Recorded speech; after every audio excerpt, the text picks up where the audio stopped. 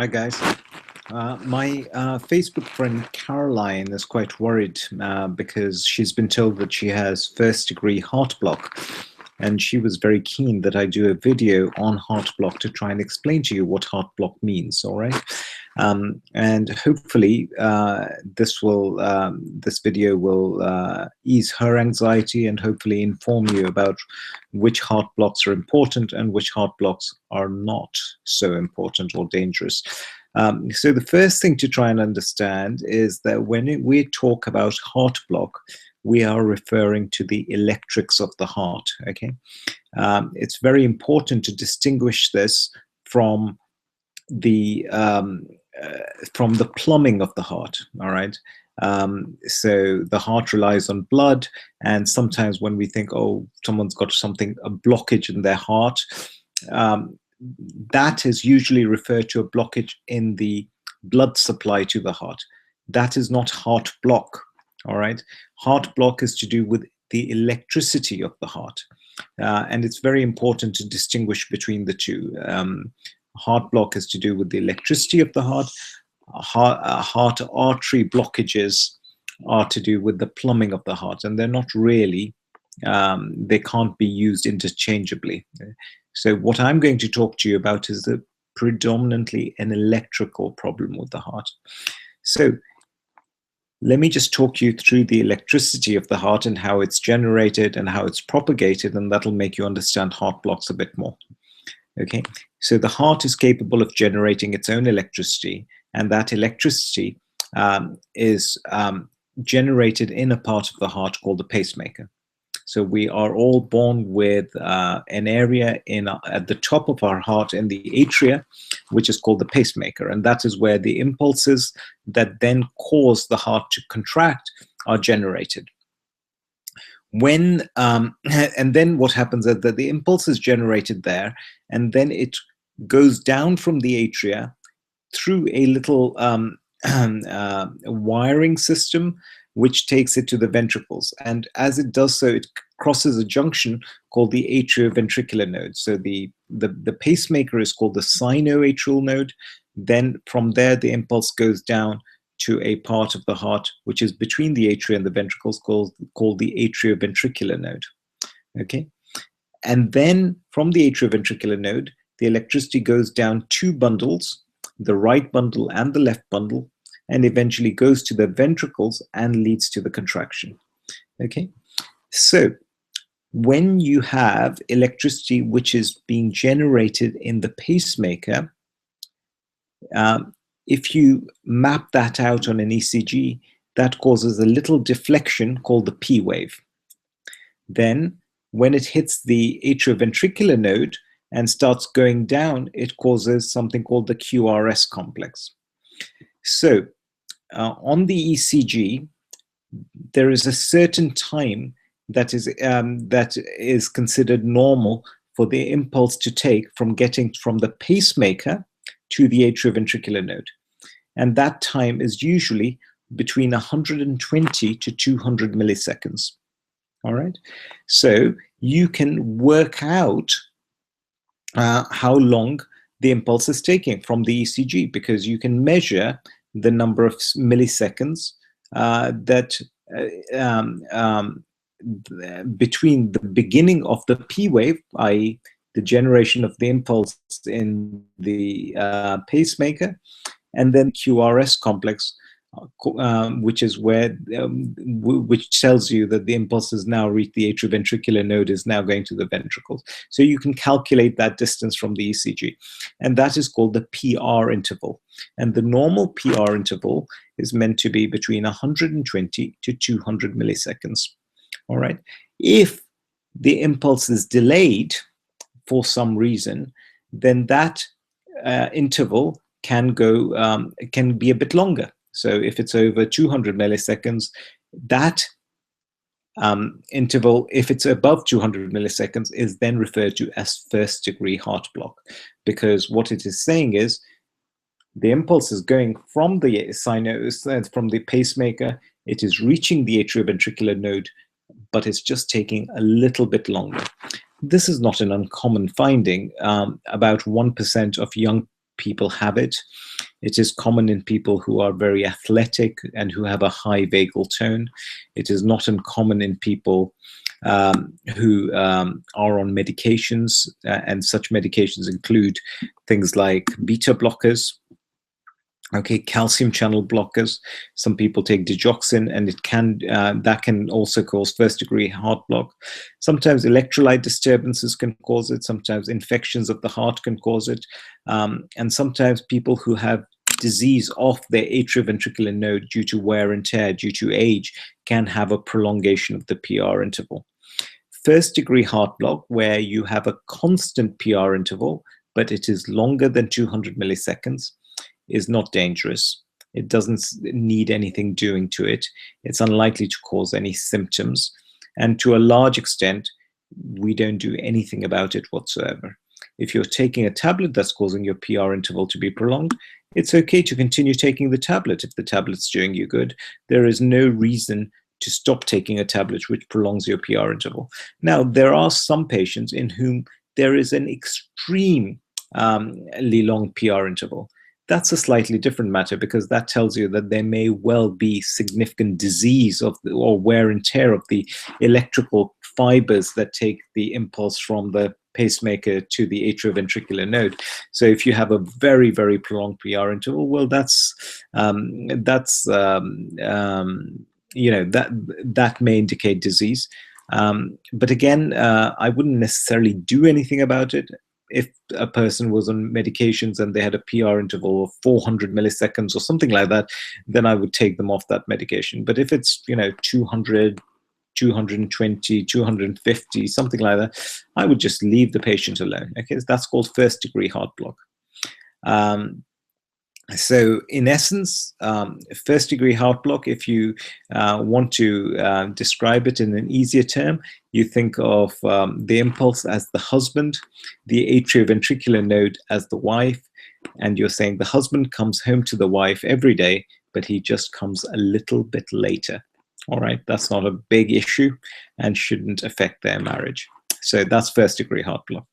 Then you have a condition called second-degree heart block, all right? And this is a bit more complex because there are two types of second-degree heart block. The first type of second-degree heart block is something called Wenckebach block. And this is where what happens is that the PR interval gradually starts prolonging. So one beat will have a normal PR interval. The second beat will have a slightly longer PR interval. The third beat will have an even longer PR interval. And eventually, the impulse doesn't get to the atrioventricular node, so you just get a missed beat, and then the PR interval normalizes. So it's very much like the husband getting to the wife on time, and then the next day taking longer to get to the wife, but he does get there. And then he takes even longer to get to the wife. And eventually, one day the wife kicks him out, and the next day he's fine and he'll come home on time.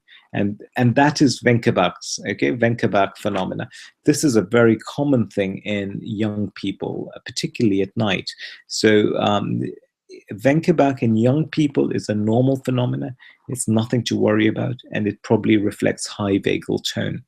In older people, particularly during the daytime, it can be reflective of disease or wear and tear in the conduction system of the heart.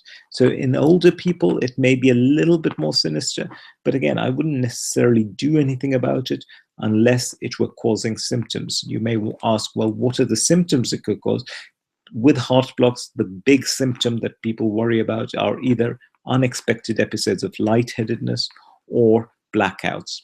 So if you're an elderly person, if you're having intermittent lightheaded spells or blackouts, and someone says, oh, you've got lots of Wenckebach on your ECG during the daytime, then that may need something doing to it. Usually that results in a pacemaker being put in. Okay, and the pacemaker then regulates everything. But if you're a young person with Wenckebach, it just reflects high vagal tone. You don't need anything doing to it whatsoever, particularly if you're completely asymptomatic. So please don't worry about Venkaback. Basically, it's like the husband and wife sorting it out amongst themselves. The husband comes, but every day he's getting later and later and later, and eventually one day the wife says, "You're not welcome here." And then after that, the husband starts coming back on time, and slowly and gradually he gets later and later and later, and the wife chucks him out, and then next day he's back on time. And that's what Venkaback is. So again, generally a benign type of heart block, all right? Then there is a more sinister type of heart block called Mobitz type 2 heart block. In this setting, what happens is the impulse gets to the, so it starts off in the sinus node or in the pacemaker. It gets to the AV node in the 120 to 200 millisecond time frame normally, but once in a while, it just doesn't get there. And so you miss a beat. So you get just a P wave and no QRS. So it is unexpected. Remember, with Venkaback, it is expected. It follows a pattern. The husband is coming home to the wife, but he's coming later and later and later and later. And you know that the wife's going to chuck him out one day. With Mobitz type 2, what happens is sometimes the husband comes home, and sometimes without any warning, he doesn't. Okay, that's a little bit more sinister. Now, Mobitz type 2, if I saw Mobitz type 2 AV block, particularly in a patient complaining of lightheadedness, complaining of lightheadedness or blackouts, then I would think of putting in a pacemaker. Okay, so because there is no warning, because it's unexpected, a pacemaker is like putting in a counselor into the husband-wife thing. So the husband turns up every day, and then intermittently, with no rhyme or reason, he doesn't turn up. So that requires a bit of counseling. So that requires a pacemaker. And then the most sinister type of heart block is something called third-degree heart block. In this, what happens is there is no communication between the atrium and the ventricle, i.e. the atria are doing their own thing. So the impulse generated by the pacemaker isn't getting to the ventricle, and the ventricle therefore starts doing its own thing and producing its own impulses. That is called third-degree heart block or complete heart block. So in essence, that is like the husband and the wife leading completely independent lives, and there is no relationship between the husband and the wife. So the husband sometimes comes home, sometimes doesn't. The wife does her own thing. So so there is no relationship between them, and that certainly requires counseling and is a very good reason to call in a pacemaker or a peacemaker or a pacemaker. So in patients who have third-degree heart block, particularly if they have symptoms, you require a pacemaker. Why do people get symptoms? Because essentially there are a variety. Essentially, it's because the intrinsic rate of impulse generation in the sinoatrial node or in the pacemaker is much more frequent than that which is developed as a result of the heart block in the ventricle. So the ventricular rate, if it is generated because there is no impulse coming from the top, is much slower. And that is why, because it's much slower, there's less blood going to the brain, and that can cause blackouts or dizzy spells. So I hope this explains it. Caroline, I hope this explains it for you. If you have any questions, please don't hesitate to drop me a line. My name is Sanjay Gupta. This is my Facebook page, and this is my website, and this is me. Thank you so much for all the great comments. It inspires me to keep trying and putting out more videos. Please send me some questions. I love receiving questions. It's one of the best things. You know, you come home and you open your computer and there's people writing to you and people asking you things and people saying nice things. It's just the best feeling in the world. So I really, really enjoyed the interaction. I'm really grateful to you all for listening to me, for making me feel like I have something valuable to say, and that's really empowering. So I really appreciate it. All the best, and I'll speak to you soon. Take care. Bye.